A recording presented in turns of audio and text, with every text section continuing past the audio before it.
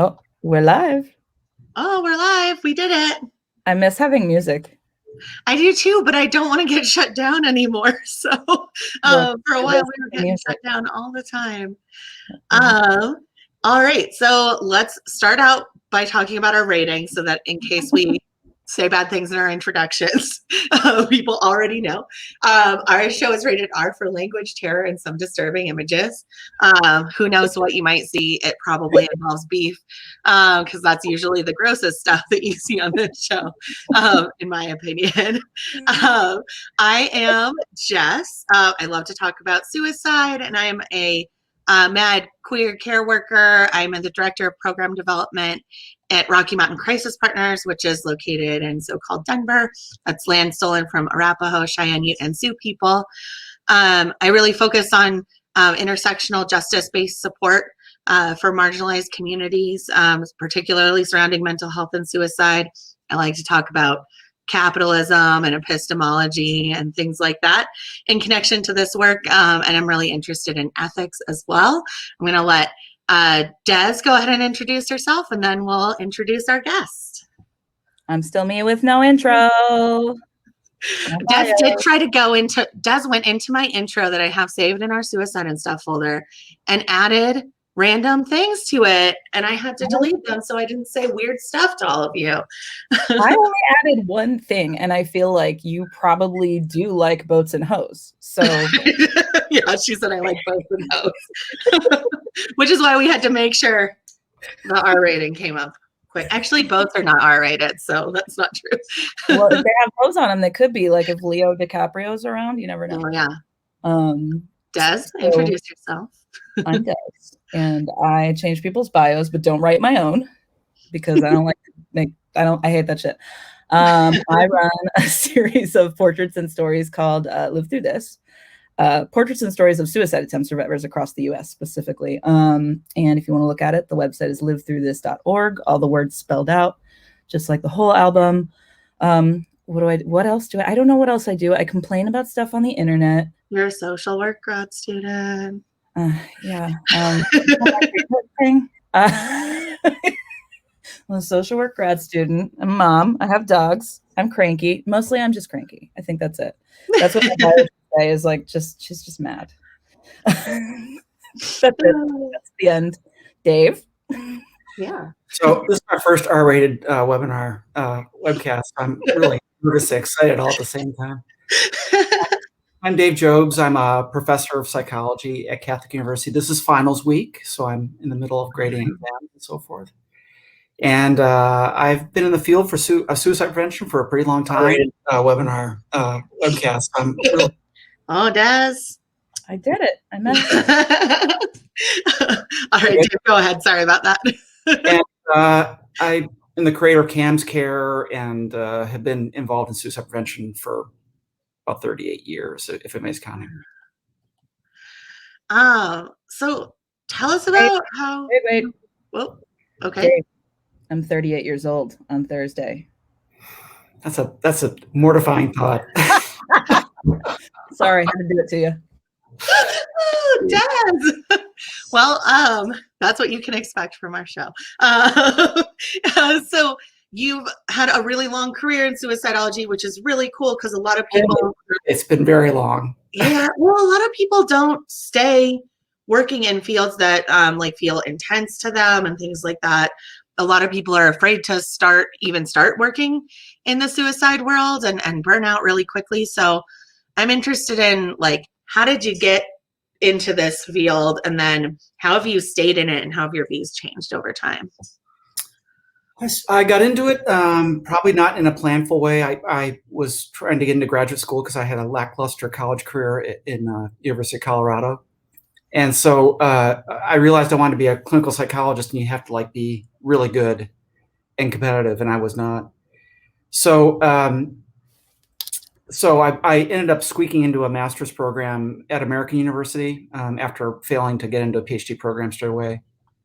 And my psychopathology professor was Lanny Berman. And so, boom, I got immediately exposed to the field, and being exposed to the field at that time meant, literally meeting Ed Shneidman and Bob Littman and Norman Farborough and Jerry Motto and the Marshall Linehan and the people that founded the field. And I kind of got into the master's program as a stepping stone to a PhD program. And about 6 months into it, I just absolutely fell in love with it because it was tapped my interest in philosophy. It tapped my interest in humanity. And I initially got working with forensic pathologists and worked in a pathologist's office for my initial research.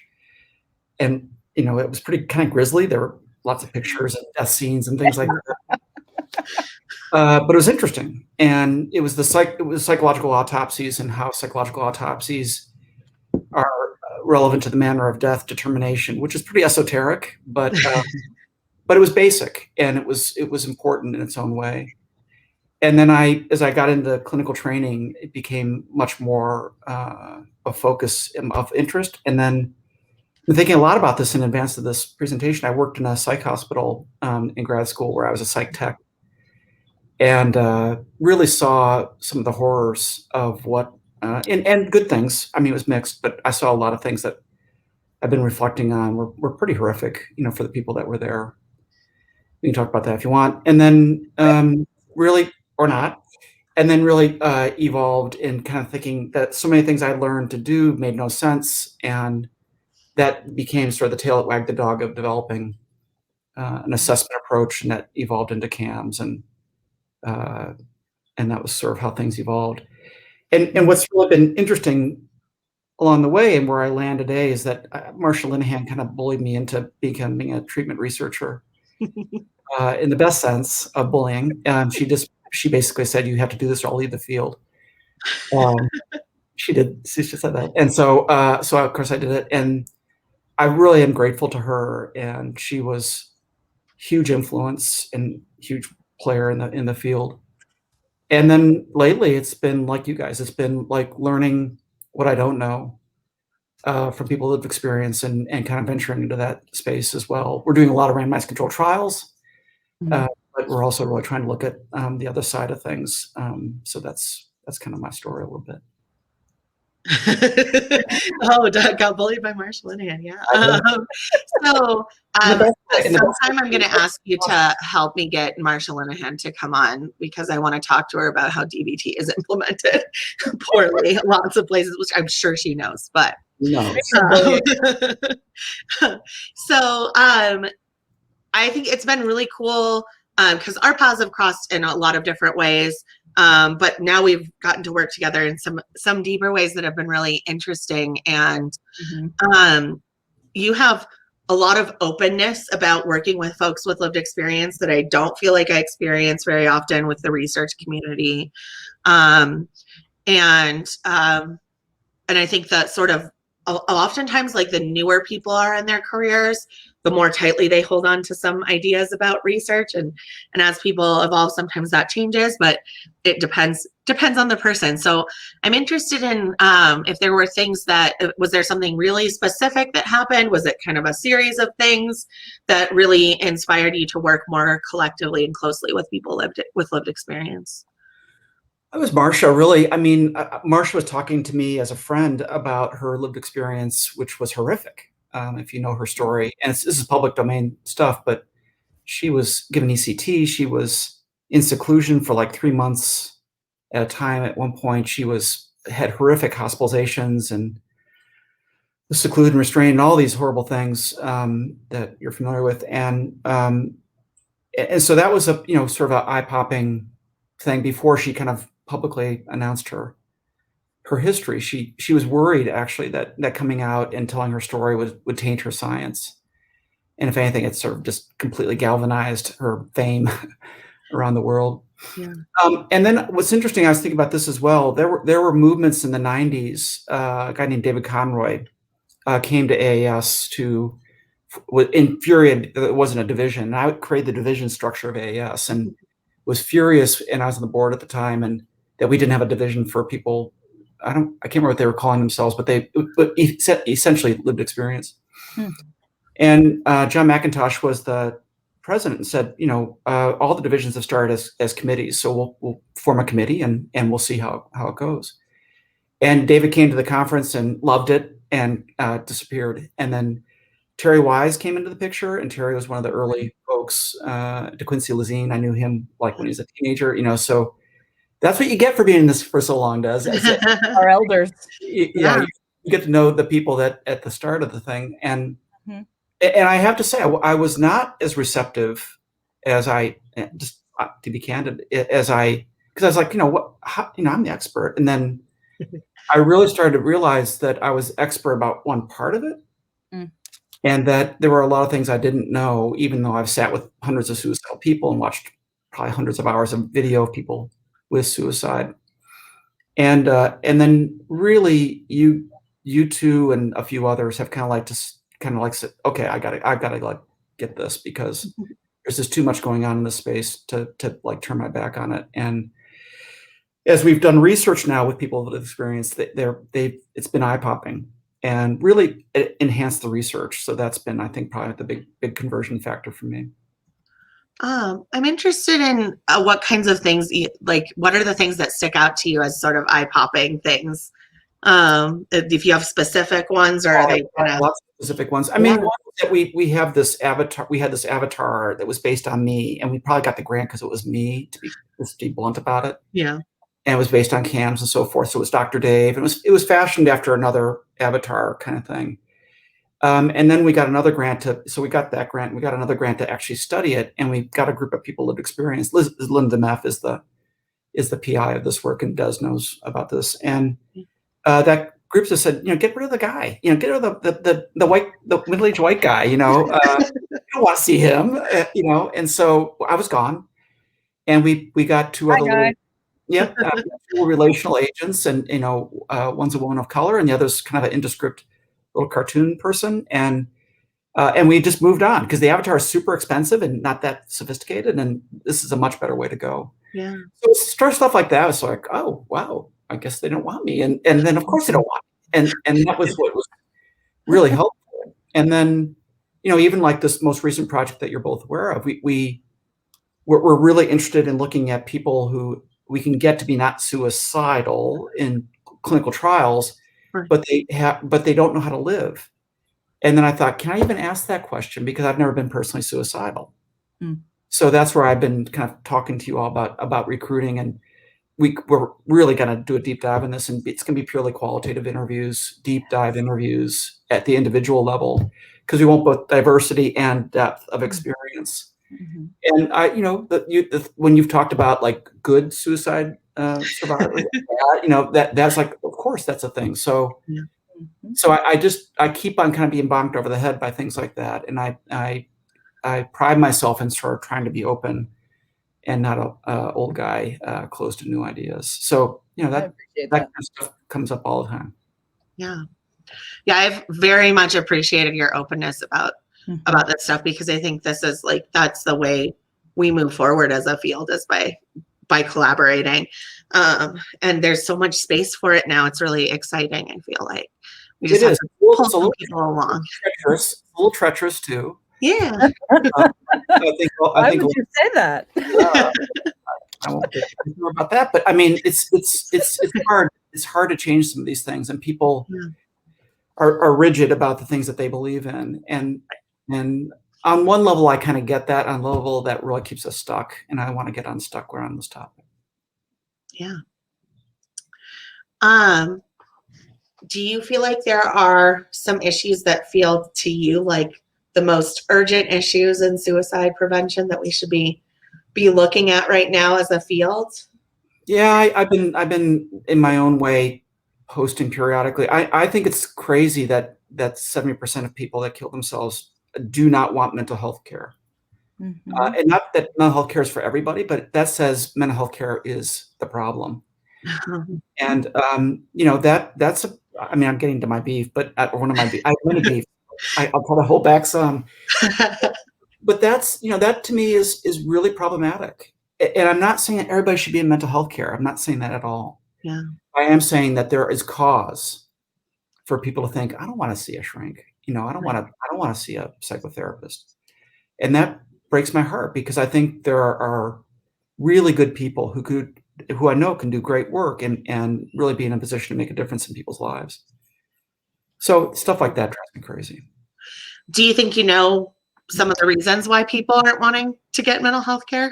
Yeah, there's data. I mean, paper came out a couple of years ago that there were people in treatment that didn't want to talk about being suicidal because they didn't want to get hospitalized. Boom. Just so holding back on this is not how we help save lives. And so that's in the CAMS model. That's where I really feel like CAMS is person-centered, and that it was formed by listening to patients, tell me like their story. And I was involved in the Ashi approach, and that's a narrative approach, and always sort of celebrated the patient's narrative experience as like the gold standard. And so when we listened well to that, we kind of learned that they're not focused on mental disorders. Right. They're focused on relationships, and they're focused on how they feel about themselves. And that's what dominates in the people that we see that are seeking treatment, their suicidal struggles. And that, Prozac's not going to help with that. Yeah. So stuff like that kind of gets me going. But I just feel like we have such a need. And I'm giving all my beefs away, but one of my biggest beefs is that we are not sufficiently focused on the millions of people who have serious suicidal thoughts. Because the field is, we can jump to that, but the field is focused so much on behavior. Yeah. And so I've had papers rejected because CAMS only reduced suicidal ideation and increased hope. But it didn't decrease attempt behaviors, and it may not. But that's when you're looking at the suicide problem, it's a problem of 12 to 14 million people in the United States who are really struggling. And that's not nothing. Yeah. And we act like, in the UK, you don't get DBT unless you make an attempt. So you have a healthcare system that's basically behaviorally conditioning people to ramp up to an attempt behavior to get actual evidence-based treatment. That's nuts.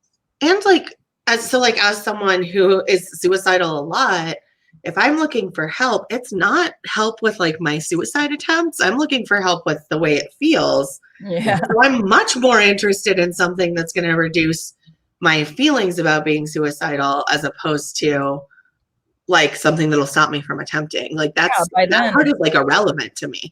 I'm with you. And everybody that makes an attempt is probably suicidal in their thinking at the time. And if we did a better job, from my bias, if we did a better job with them upstream when they're first having suicidal thoughts or struggling in that way, they wouldn't go on to make attempts or take their lives. Yeah. So that's really one of my big soapboxes. It's just why do we pretend? You look at OCD, and decreasing obsessions is a big clinical win with no behavior change. Yeah. But for some reason in mental health, it's got to be all about behavior. And I'm down for behavior. And but that to me doesn't make sense. Yeah. You mentioned Ashi, and I had the really huge privilege of being at the last one, which is I think was actually the last one. I'm not sure. It sounds like there maybe had a few that sounded like the last one. And that was such a cool environment to me to be around people who are thinking and talking about suicide from this narrative perspective, that part of our job in supporting people is to understand them and how they got to this place. This is so sort of counter to anything I had experienced as a suicidal person in systems, and even the way that a lot of assessment is built, and a lot of especially in the crisis world, there's this it's just such a focus on behavior and not very much on story. And I feel like people are literally dying for someone to listen to their stories. Yeah. So that was a really cool place. And it sounds like you were involved in that from pretty early on, or maybe the beginning of it. I was one of the charter members. Conrad Michel, when I gave my presidential address for AAS in 1999, came racing up and said, "You must come to Switzerland." And I was like, "I'd love to come to Switzerland." And it was the start of this incredible think tank. And they just show videos and kind of say, "Well, how did it come to this?" And the patient would tell their story. And we watched different clinicians, and it was all in Swiss German. And he would use transparencies. There were these things called transparencies of the English translation. So and I teach interviewing. I use video a lot. So you'd watch the faces, and you'd see this guy in the white coat with the glasses, why did you do this? And the little teenage girl's like, I didn't know, and she was like, and it was awful. It was like an interrogation. Yeah. Horrible.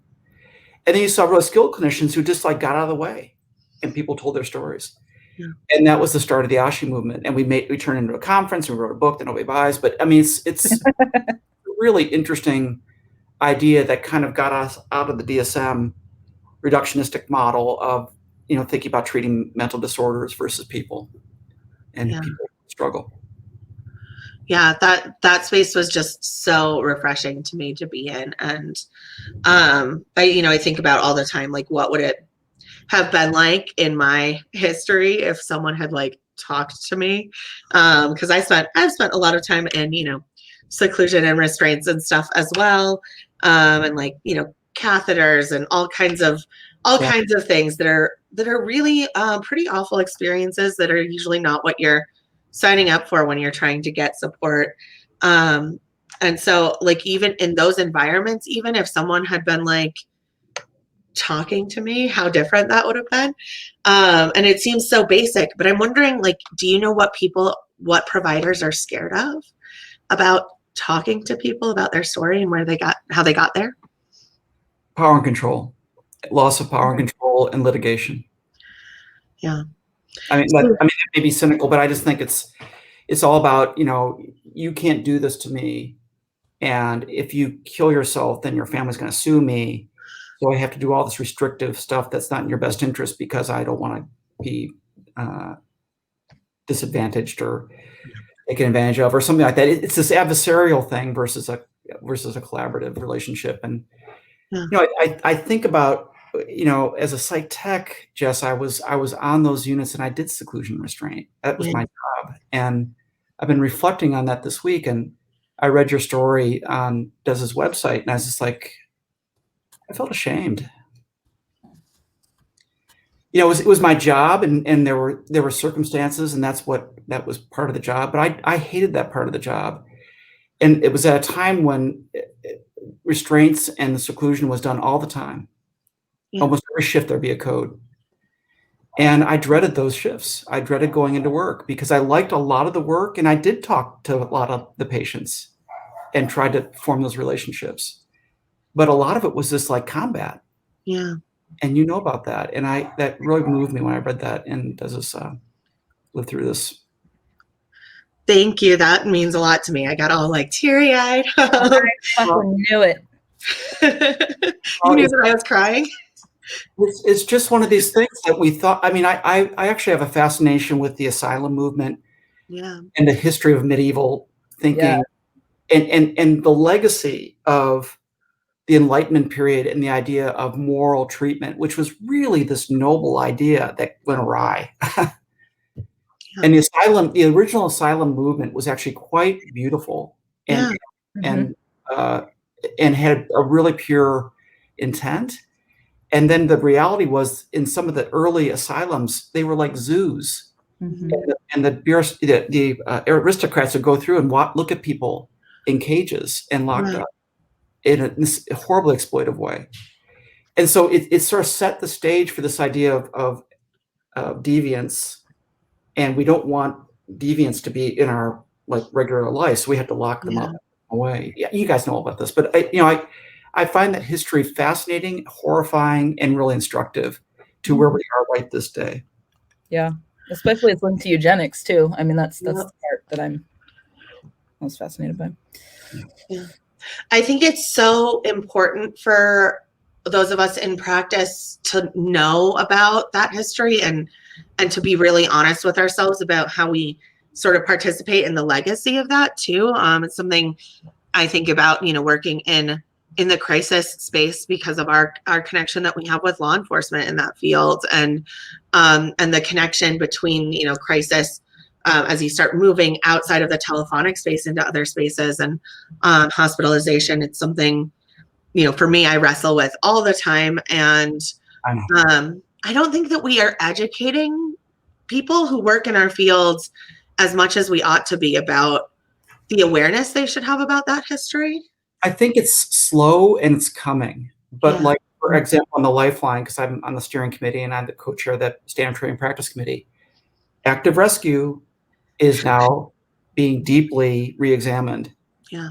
There are some constraints of the Lifeline just because it's federally funded and so forth. But you know, the idea, if you're a person of color, that a police officer is going to show up at your door to save you is tricky, to say the least.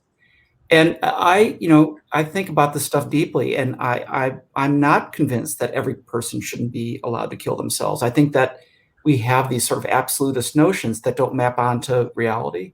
Yeah. So I'm much more about giving people second and third and fourth chances who want them.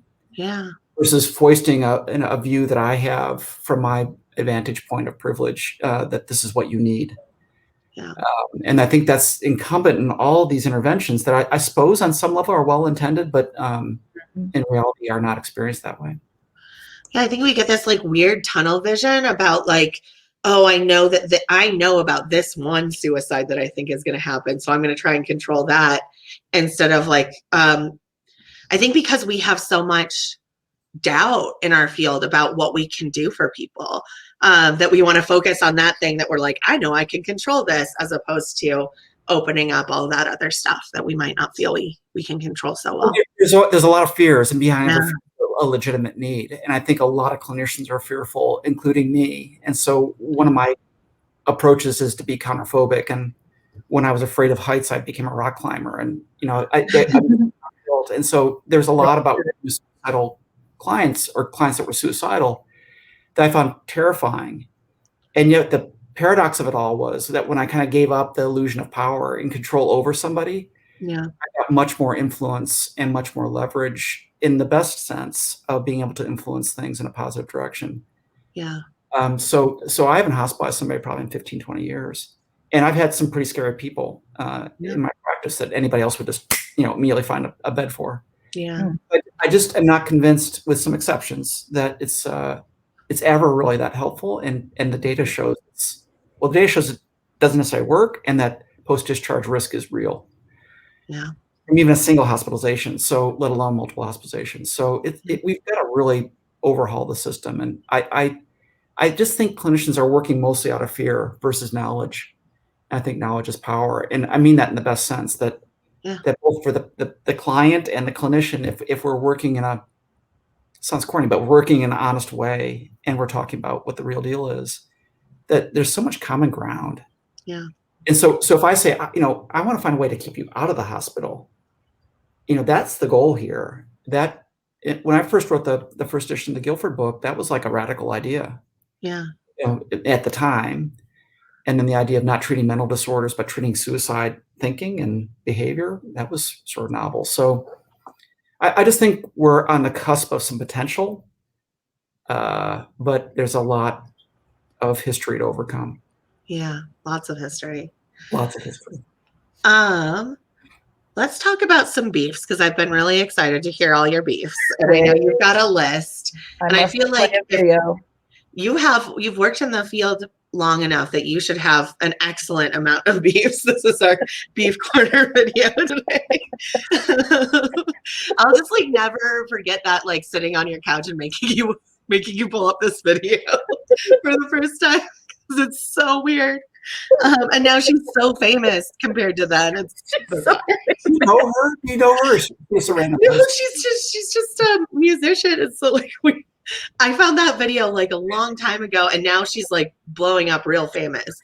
So it's just funny. Okay, so I've got beefs with everything all the time, and Des too. So I'm gonna let maybe Dave, you start with some stuff, and then we'll interject at some point with ours. Well, one beef I had this week is of a suicide that occurred where they were using cams, and we did a little background consultation around it, and they were mostly using the assessment. I'm getting a little echo here. Is that? Oh, I don't hear it. Okay. I heard it, but I don't know. I think it's better. Yeah. Oh. In any case, do you hear it, Des? So that's better. So, Jess. this is a this is a pretty common thing, which is, people are doing CAMs and they're doing the first page of the SSF, and they're not really doing the treatment, and they're not treating drivers. And so drivers are patient-defined things that they feel compel them to want to take their life.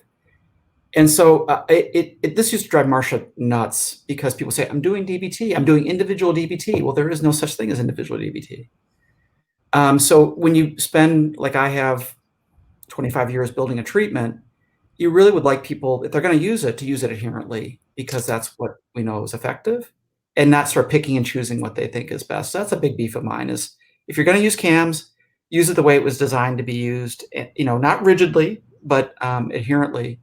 And that's what we know is most effective. So that's an initial beef.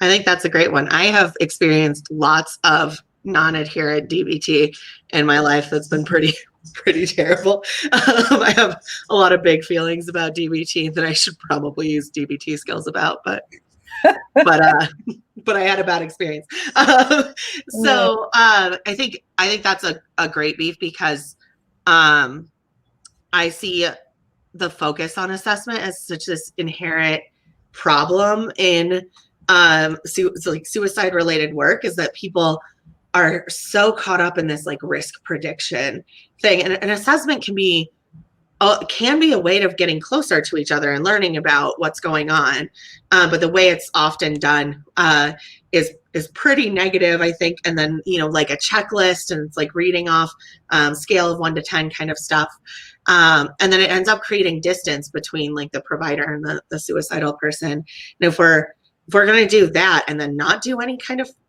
follow-up, actual like support for the person, that's a pretty terrible way of providing service, I think.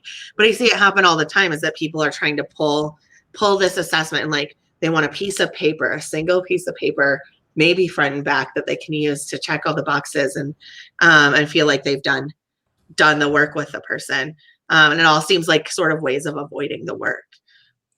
Yeah. Or that they give a Columbia and a safety plan, they're done. Yep. And that drives me crazy. That's another. I got another beef. That's another one that drives me crazy. Safety plans. Well, I don't mind safety plans, because the data is actually, meta-analysis came out this week, and they're effective with behavior. Yeah. But not with ideation. Yep. Interesting. So I'm a fan of anything that's got evidence, and safety planning does, but it's this minimalist approach, and people are like, done, I'm out. Where in my experience, it requires much deeper engagement, and I'm not just about therapy. I think what you guys are doing, and what the platforms that are being created, are creating a whole nother level of intervention, because clearly people don't want mental health care professionals. So maybe some other resources or peers can make a difference, and I'm all about that as well. Yeah, I think about safety planning all the time in the crisis industry, because like when people are actively in crisis is actually not a great time to make a full safety plan. That you probably, like, realistically, like we should spend an hour or more with people talking about like what are the things that create safety for you, and like going through all of those steps. Like that's how, if I'm going to do safety planning with someone, if that's something they want, I think that's what it should look like. And and oftentimes safety plans are like a condition of like, you can leave the hospital, but you have to make your safety plan first. And a beef that Barbara and Greg have, can't be for other people, is that people don't do safety planning as they mean for it to be done. Is not like here's a piece of paper. They do it in a much more collaborative way, and that's where the evidence lies. Right. So I totally agree with that. And the whole the contingency thing is ridiculous. That you do this or we do that. That never worked. Yeah, it's like that's like the no suicide contracts. You might as well be doing that kind of stuff, which we know doesn't work. Des, do you have a beef you want to share? Everything, all of it, all of it.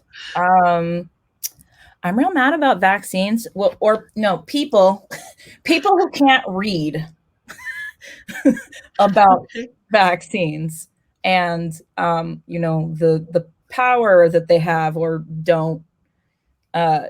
People are just running around like, you're vaccinated now, you can do whatever you want, when we don't have enough data to support the doing whatever you want. And I think they're gonna make it worse, and I just want to fucking see my mom. Yeah.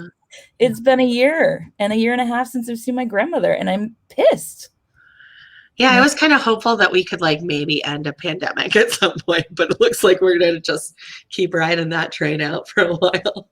Yeah, that article came out yesterday about how we're never going to achieve herd immunity. And we don't know the not the viral dose, the infectious dose of COVID. So we're saying that the vaccines are going to make it so that vaccinated people can't pass it along, but we don't actually know if that's true. Yeah. We have no clue yet. And Fauci said it's going to take like 5 months. So yeah. And like so much of the way this stuff is talked about in media and stuff is designed to be compelling for people and not necessarily to tell the realities about what's going on. So that's complicated too. Yeah. My beef for the day is, as usual these days, about how we're struggling so much to implement 988, and it's like coming to me, it feels like a train. Like I am sitting on a train track watching this thing barrel, and I'm actually excited about the opportunity for people to access crisis care. I really believe in crisis work. I would really like us to agree on what it means to do this work well. I would really like us to understand how peers are actually going to be involved, because they're written into everything, but there's no baseline for what peer support. I feel like I would write those guidelines for someone, but nobody's asking me to. But like, we don't know what we're going to do, and it feels so soon. And I'm so excited about it, but so scared about how we go from where we are to being able to do 988 in the way that we're supposed to be able to do it. So, so that's my continual beef, is that, we really don't know what's going on when it comes down to the actual crisis center level. I think there's like at the sort of national level, folks feel like they have sort of a grasp on stuff, but when it comes down to the people actually providing the service, everybody's a little bit scared. Yeah, the capacity issues are already a problem, as you know, and crisis centers aren't popping up all over the place. They're actually, it tends to be on the downcline or the downturn, and then 988 is going to be a floodgate. Yeah. So that's where the funding gets built into these bills at the state level. There's the promise of money, but then how's the money going to be spent, and it's going to be spent thoughtfully. Yeah. And that's sort of a wild card in all this. I feel like it's the cusp of something really positive. It is, yeah. To imagine a completely different way that we do crisis. Yep. And that police officers can be like chasing bad guys, and that mental health people could be actually the first touch of a crisis. And there are models for that, as you know, and I'm just hopeful that we go in that direction and that the stars align for that possibility. Yeah, and I'm in a lucky position because like we already run our state, everything runs statewide already in Colorado. Other places have like little centers all over. I mean, the amount of work in between now and that time next year is pretty tremendous. So I'm interested to see how it all rolls out. And like, this is the best time to be in crisis work as far as being able to like determine what it is that we get to do, and like build something different than we've done before. So I'm hoping we don't just end up replicating a bunch of bad systems.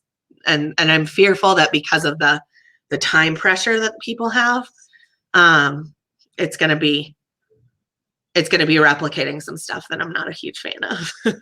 Yeah, there is that danger. Yeah. Poison control centers are remarkably well run and efficient and well conceived. Yeah. 911 is a mess. It is such a mess. And there's the range, so I vote for the poison control model that is actually a pretty coherent as things go system. Yeah. But 911 is very sketchy and unreliable and really good and not good. And every different center is doing it differently. And like working with them across the state too, we see that like differences in what 911 does in one place versus another. Yeah. So that's where my mental health service corps ideas comes in, right?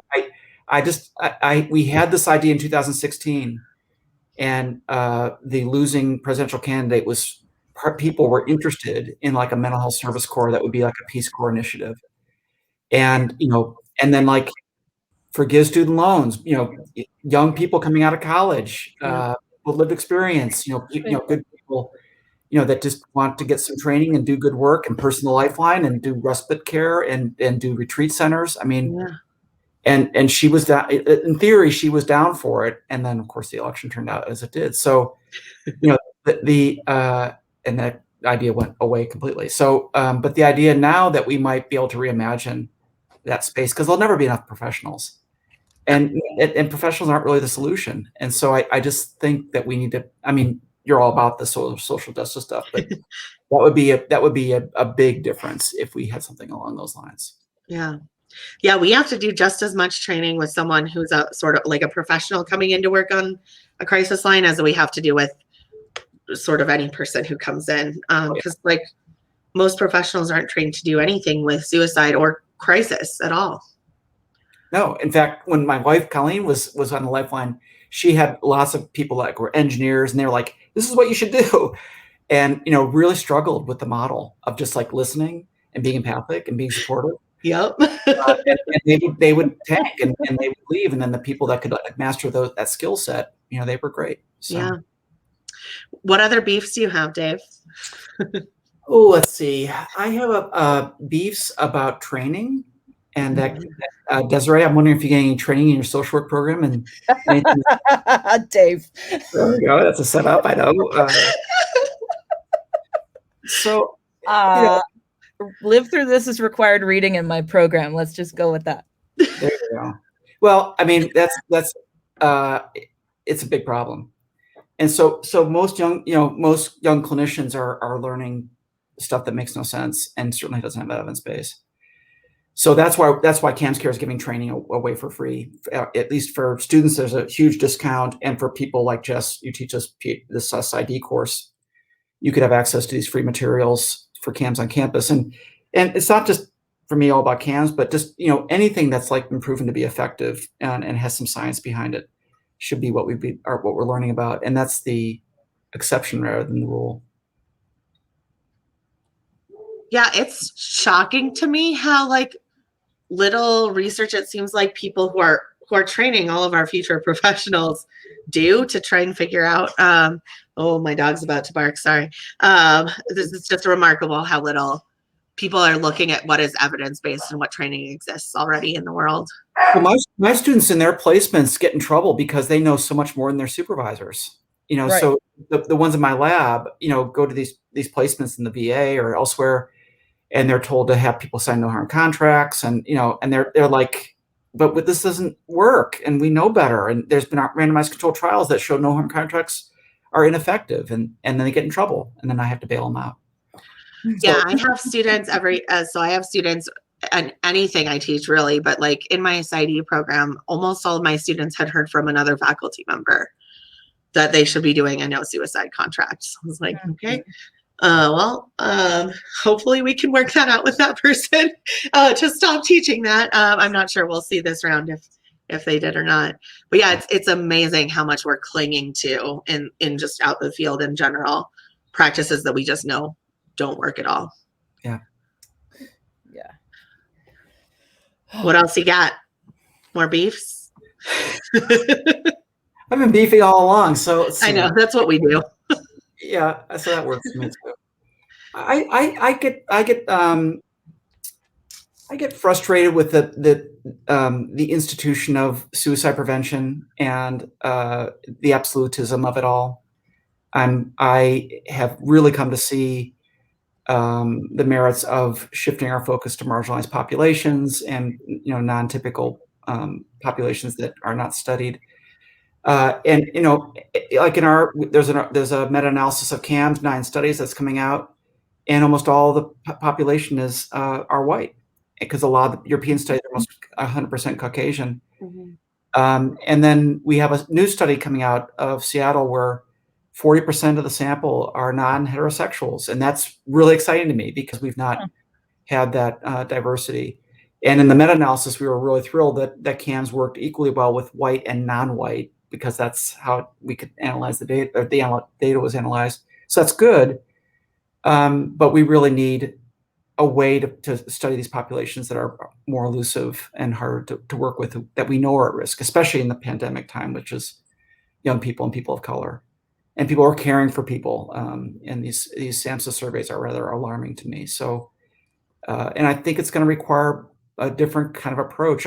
Sherry Moloch is a friend of mine at GW, and she's an African American, and she's a clinical psychologist, and she's a ordained minister, and she's got some really interesting ideas about how to access that population. And Rita Walker and others, that we try to have on our webinars, to really dial us into that, because it's just not a typical focus. And clearly, completed suicide is a white male middle-aged problem, but that doesn't mean that we should ignore the rest of people, especially people who are struggling. Yeah, I think our focus on death and death data has really, really limited the field in a lot of ways. You can keep going with beefs as long as you have beefs. Well, I mean, we have some time limits, but I don't want to limit your beef corner. So I have another question for you at some point, or if we go through beef for the rest of it, that's great. I mean, I'm not sure. We want to share beefing opportunities, don't we? I mean, people hear our beefs all the time. You have that paper that we talked about a little bit before this that I love sharing with people, that just sort of talks about. I think it illustrates a lot of this stuff that we're talking about. So we can direct people in the chat to that as well. But I just think it's being critical of the way that we're providing care is really, really important. And it's an important time to do that, as we're I think we're on the verge of this field getting a lot more attention, funding, and all of these things. And we need to be critical. So I'm excited to hear about all of your critiques. Well, I had this really fun idea that I'm really excited about, which is that people like Dese'Rae and people in graduate school and professional training programs or residents are a lot of times looking for really meaningful training experiences. Yeah. And so there's a project I'm working on that I'm really trying to sell this idea that we could have telehealth CAMs be started on an inpatient unit. So you actually got an actual treatment initiated while you're on the inpatient unit that they could carry over in the care transition period. And the treatment would be free because it's a graduate student wanting to get experience in an evidence-based intervention. And the first reaction is, well, we can't handle liability. Mm-hmm. Well, let me tell you about the liability, because the liability is this. You're bringing an evidence-based intervention into an inpatient unit where there typically isn't treatment outside of medication. Medication doesn't really help that much with suicide risk, with some exceptions, but by and large. Yeah. So we're bringing evidence-based treatment in. You're guaranteeing through the SSF all the documentation for the medical record that is the most protective thing you can do from liability, malpractice, tort litigation. And you're transversing the critical post-discharge care transition period where there's tremendous high risk. Where's the liability? Right. But is this just like automatic, like, no, you can't do that. That's too outside the box. We can't have students like treating our patients. We'd rather have them have nothing, which is what they get, than something that you've proven to work, in 5 randomized controlled trials. So that just sort of automatic no drives me nuts. And it's why I'm a big fan of like Susan Stephan, of Skip Simpson, who are both attorneys from different angles, who will say, no, this makes no sense. When we were rolling Jasper Health out in the emergency department, the folks at NIMH, who've been very generous, were saying, well, what about the liability? And within a day, Skip Simpson and Susan wrote us letters saying, this will decrease elopements. You're bringing evidence-based practice into this space. You are increasing documentation. You're addressing Joint Commission requirements. You're giving the doctor much more information they would have when they finally see this patient after 15 hours or whatever it is. And you're averting hospitalizations if that's possible. That is a good model. But the automatic no is one of my big beefs. Yeah. I'm not sure what hospitals are I know there's all these standards of care. I've actually looked at them because I was involved in writing crisis standards of care for the pandemic. And looking at standards of care really tells you a lot about how systems are supposed to work in a state. But I still feel like I can't get my head around what is the hospital doing for people besides just containing them? Because I feel like all of the standards are just about containment. There's nothing related to like real treatment. I mean, some that they have groups and stuff, but that's not part of the standards of care even really. So they're just like holding places. They are, and the groups the patients don't like. Right. You know? Yeah. I mean, and they don't find them very helpful. And then there's very little attention given to post-discharge. One of my big beefs is that I will take on, certain opportunities with a certain discipline to demonstrate CAMs, and there's like an automatic like, nah, that's not going to work for our patients. Yeah. And I'll do a live demonstration. I'll say, play patient, and I'll demonstrate a first session of CAMs, and have a doctor say, you can't like go into this material without forming a relationship first. Well, how would you form a relationship? Well, we talk about the weather or the nationals or, things like that. And it's like, are you freaking kidding me? I almost got there. Almost broke the barrier. You would form a relationship around chit chat versus like going into this place where this person is and struggling with it. And so I'll go into these spaces and I'll do demonstrations. I once did this demonstration at a medical center in an inpatient unit where they were thinking about bringing CAMs on the inpatient unit. And I got somebody to volunteer to play a patient and played a super tough patient that they just discharged. And we're working our way through the model, and I'm doing all my bells and whistles and super tough. And I'm good at it because I invented it. So it goes fairly quickly. And then we get to the treatment plan, and I said, well, what are the two things that, if we could treat, you would, that make you want to kill yourself? He looked at me and said, my son won't be in my life, and I don't have a job. And I said, well, we can't really guarantee that we can get you a job or, but we can ask your son, we can get the social worker to see if the son will come and visit you sometime in the hospital. That's something we can do. And, I do know here in DC, some voc rehab programs and things that we could discharge you. Get some education. You could get out of construction and do this. He's like, oh, okay. We ended the role play, and attending in the front row said, I have a big problem with what you just did. And I said, oh, do tell. And she said, well, you sold him a bill of goods. And I was like, I don't think so. I was pretty clear about what it could do and couldn't do. Well, we don't have time to talk about dispositions, and we don't have time to put people in placements. I said, what do you have time for? She got very flustered. This is a true story. She got very flustered and said, well, yeah, you gave him hope. Yep. Yep. That's all you need. Yeah. And that's a bad thing. Well, you know what I mean? I said, actually, I don't know what you mean.